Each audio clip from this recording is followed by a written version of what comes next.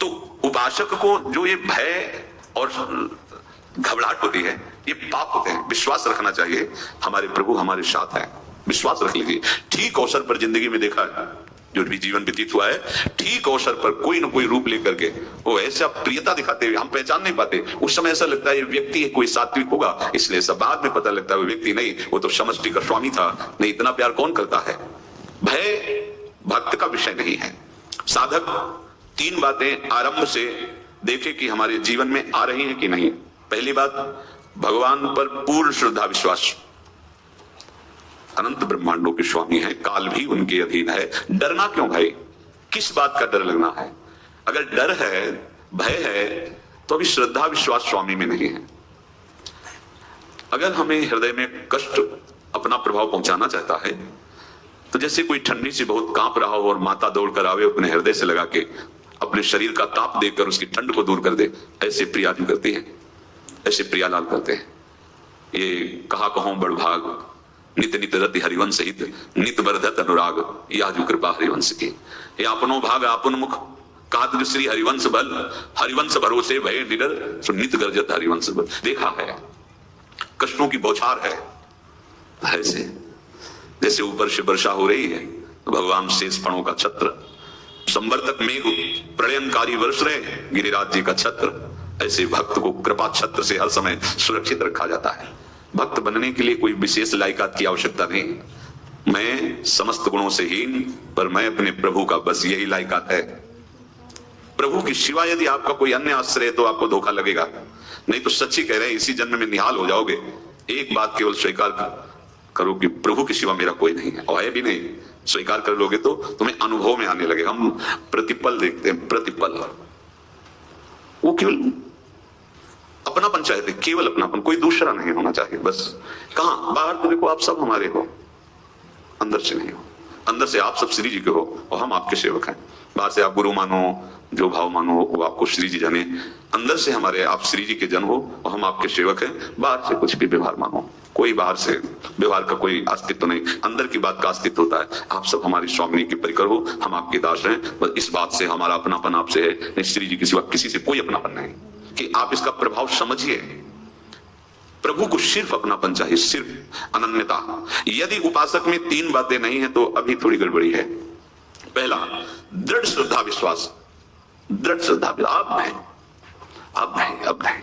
अब तो हाथ उठने का समय आ गया। अब क्या, अब नहीं, अब गाहक मत फंसाओ, बाजार बंद करो, हाथ उठा लो, चलो अपने घर चलो, समय आ गया, घर चलने का समय है। नहीं तो कलयुग अपनी बाजार ऐसी फैला देगा कि भूल जाओगे कि घर भी जाना है। दूसरी बात, जो गुरु ने भजन दिया उसमें तत्परता, सच्ची मानिए। जीवन भर कभी इस प्रमाद को गुरु कृपा से आने का अवसर नहीं दिया गया कि चैन से सोए हों और चैन से खाए हों। पूरे जीवन में कभी सुविधाओं को स्वीकार नहीं हुआ, पर साधन मार्ग में कभी भी शिथिलता नहीं हुई, तत्परता है। प्रभु पर पूर्ण श्रद्धा विश्वास और गुरु प्रदत्त साधन पर तत्परता।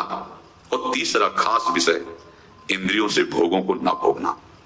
तब ये जो रंग है परमार्थ का, तब अब 2-4 माला की मनमानी आचरण की कहते हैं हमें भगवदानंद की स्फूर्ति नहीं होती। आपने रास्ता रखा है भगवदानंद का, बाजार लगाए बैठे हो अंदर हृदय में अन्य आसों की, अन्य भोगों की, अन्य चाहों की, अन्य मान्यताओं की। अरे खाली करो, ये सब माया का खेल है। एकमात्र प्रभु, बस जब ठन जाएगी ये बात, जब गौर से देखो क्या है। जब चलोगे तो क्या होगा, चलने की तो सोचो, उस दिन की सोचो जिस दिन चलना है, और किस दिन चलना है पता ही नहीं है, तब तो और होश में हो जाओ। आपको कोई भी सहयोग देने वाला नहीं, कोई भी वस्तु आपकी नहीं, कुछ भी आपके साथ नहीं जाएगा। तो होश में हो जाओ, संभाल लो, आगे की गति मत बिगाड़ो। 3 बातों पर ध्यान दीजिए, श्रद्धा और विश्वास अटूट अपने इष्ट पर। दूसरी बात, हमारे हृदय में जो गुरुदेव ने उपासना का बीज रोपण किया, तत्परता। देखो आपको हृदय की बात कहता हूं, माया के पास केवल प्रलोभन है, ये सुख में बांधती है। सुख का प्रलोभन अच्छे से सजा के पेश करके देना, साधक को भ्रष्ट करना, ये इसका स्वभाव है माया का। माया किसी व्यक्ति का नाम नहीं, किसी शरीर का नाम नहीं। भगवत विमुखता जिस वस्तु व्यक्ति स्थान से हो वही माया है। माया का मतलब थोड़ी जैसे कोई स्त्री शरीर पे आरोप कर दे या पुरुष शरीर पे आरोप कर दे, ये तो माया है, तो और क्या है। मैं, मोर, तोर, तय और जहां तक इंद्रियां जाए, जहां तक मन जाए, सब माया ही है। इसको देखा है भगवान के पार्षदों में।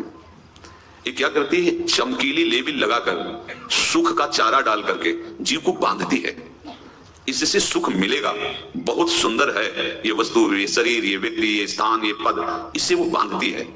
विवेक ऊपर के लेवल का तत्काल ऑपरेशन करता है और आंतरिक विषय पर दृष्टि डालता है तो सब खोखला निकलता है, बाहर निकल क्रॉस कर जाता है।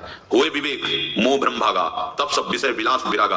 अज्ञानी उसी आकर्षण सुख में बंध जाता है और सुख तो था नहीं, बंधन इतनी जोर का हो गया, अब मुक्त हो रहे तो सकता नहीं, तो उसके हृदय में लगता है इसके बिना जी नहीं सकते, इस नशा के बिना, वस्तु के बिना, व्यक्ति के बिना। और एक सूक्ष्म बात, वो जब आपको सुख देगी तो आपको स्वतंत्रता का आभास कराएगी, और जब आप उसको छू लेंगे तो आपको परतंत्र बना देगी, भयभीत कर देगी। तो आप डाउन होकर के अपने अस्तित्व को मिटाकर पूरा जीवन बर्बाद कर देंगे। इन शब्दों को लिख लो, अपने हृदय में लिख लो।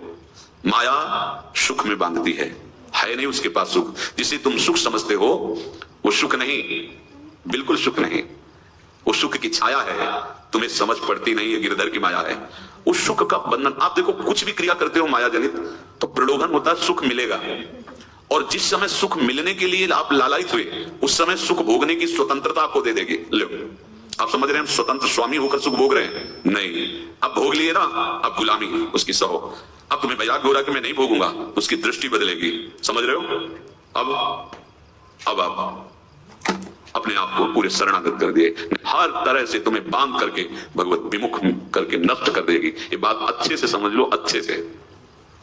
ये सुख का प्रलोभन देकर बांधती, सुख है नहीं। क्योंकि आप उपासक हो, जब सुख में उतरोगे तो कितने दिन फिर आपको घृणा होगी कि अरे धिक्कार हमारे जीवन, फिर लौटने का चांस नहीं रहेगा। ध्यान से सुन लो, लौटने का चांस नहीं देगी माया। तुम्हारी ऐसी आंतरिक कमजोरी हो जाएगी, ऐसी वृत्तियां कमजोर हो जाएंगी कि तुम उस माया के इशारे पर नाचोगे, उसके विपरीत तुम बोलने की भी ताकत नहीं रख सकते। मान लीजिए विषय चुगा जिन चुगे कचुक चुगत सुख होए, फिर जो फांसी ऐसी लगे तेसम दुख न को, ये अनुभवी महापुरुष रसिक शेखर श्री ध्रुवदास जी महाराज कह रहे हैं। तो तीसरी बात का संयतेंद्रिय, दृढ़ श्रद्धा विश्वास भगवान पर, गुरु प्रदत्त प्रबल साधना में तत्परता और इंद्रियों की गुलामी कभी स्वीकार न करना। जीवन में ध्यान रखा जाए, केवल प्राण पोषण शरीर के निर्वाह के लिए जो निरपेक्ष भाव से मिले उसे स्वीकार करो, अन्यथा एक प्रलोभन सुख का देकर माया तुम्हें बांध लेगी और फिर तुम्हें अधीन कर लेगी।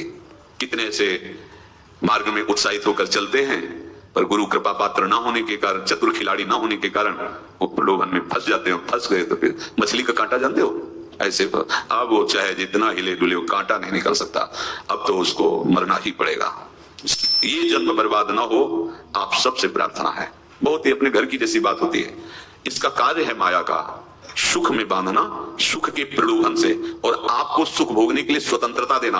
आप उस स्वतंत्रता से सुख भोगे कि न जाने कितने जन्मों की परतंत्रता तुमने स्वीकार कर ली। अगर इस रहस्य को जान जाओगे तो डरोगे। ये डरे डर बिहारी वंश ही थे। श्वास जैसे मनुष्य स्वाभाविक लेता है, खाते पीते सोते चलते उठते बैठते बात करते हंसते, सब अवस्थाओं में आप श्वास नहीं लेते, स्वाभाविक आ जा रही है। ऐसे ही श्वास प्रश्वास अपने आराध्य देव की स्मरण का अभ्यास बना लो।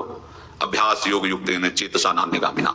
और जैसे तनिक भी श्वास रुकी तो घबराहट, बेचैनी, परेशानी आ जाती है, ऐसे ही श्वास प्रश्वास यदि नाम से खाली जाने लगे तो घबराहट, परेशानी, जलन पैदा होनी चाहिए। तब आप उपासक माने जाएंगे। क्या ऐसा हो रहा है?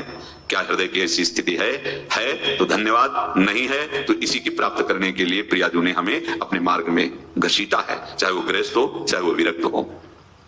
यदि श्वास प्रश्वास में नाम न हुआ तो तुम्हें घबराहट होनी चाहिए। भोरी सखी जी कहते हैं कि मेरे जी में बड़ी घबराहट होती है, ऐसे जी घबराहट। भोरी सखी जी कह रहे हैं श्वास नाम दो बिलक चलत है, इनको भेद न मोको भावे। मुझे बहुत घबराहट पैदा हो रही। प्रिया जो से कह रहे हैं कि श्वास प्रश्वास में नाम का क्रम नहीं बन पा रहा, टूट रहा है, मुझे ऐसा अच्छा नहीं लग रहा। आप कृपा करो प्रियाजू, श्वास ही नाम, नाम ही श्वासा, नाम श्वास को भेद मिटावे। प्रियाजू ऐसी कृपा कर दो, श्वास प्रश्वास आपका नाम चलता रहे। ये बात प्रवचन ना मान करके जीवन मान लीजिए।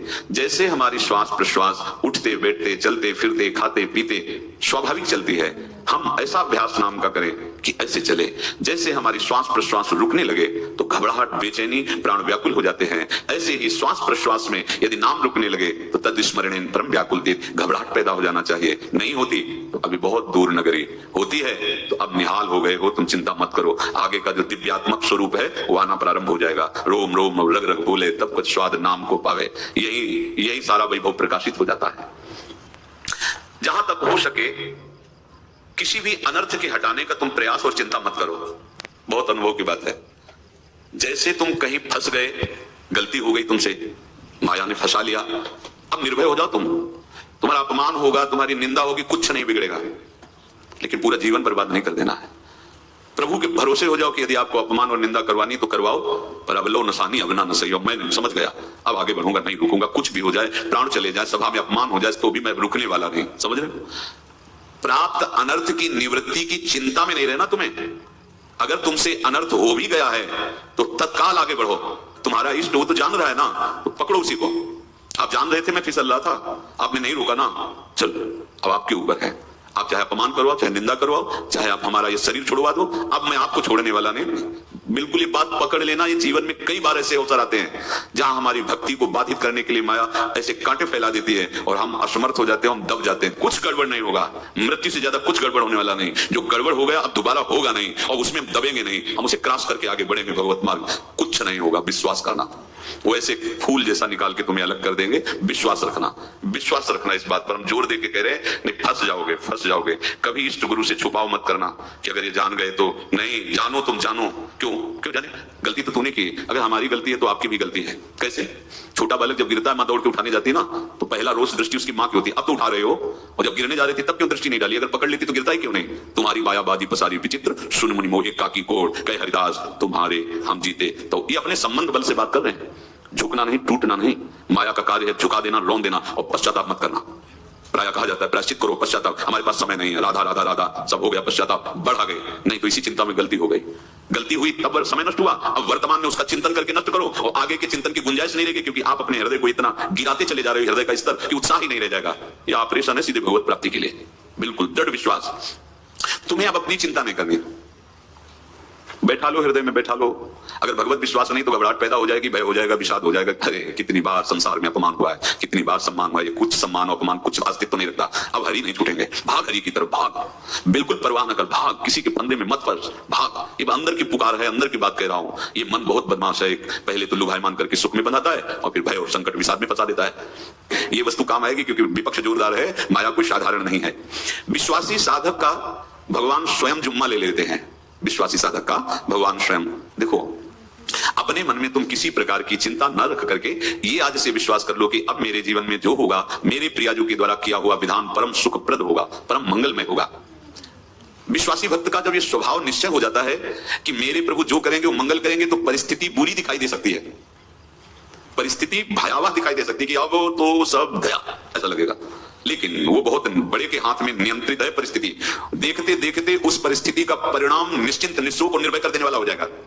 भयभीत मत होना। बहुत ही अमृतमयी बातें हैं। अगर अपने साधन पथ पे हम इनको आदर्श मानकर चले तो बहुत जल्दी आनंद आ जाए। किसी भी अड़चन को तैयार रहो। ये काल क्षेत्र है, मृत्यु क्षेत्र है। कुछ भी, कभी भी, कहीं भी, कैसे भी, सबके संभल सकते हो। अभी यही खंबा टूट जाए, बिल्डिंग गिर जाए, संभल जाओ। कहां जाओगे? जहां ऐसे सुन रहे हो ना, ऐसे निकुंज में चलेंगे। अब हमें किसी भी अड़चन से कोई भय नहीं, किसी भी अड़चन से भय नहीं। आप ये खिलवाड़ मत समझे।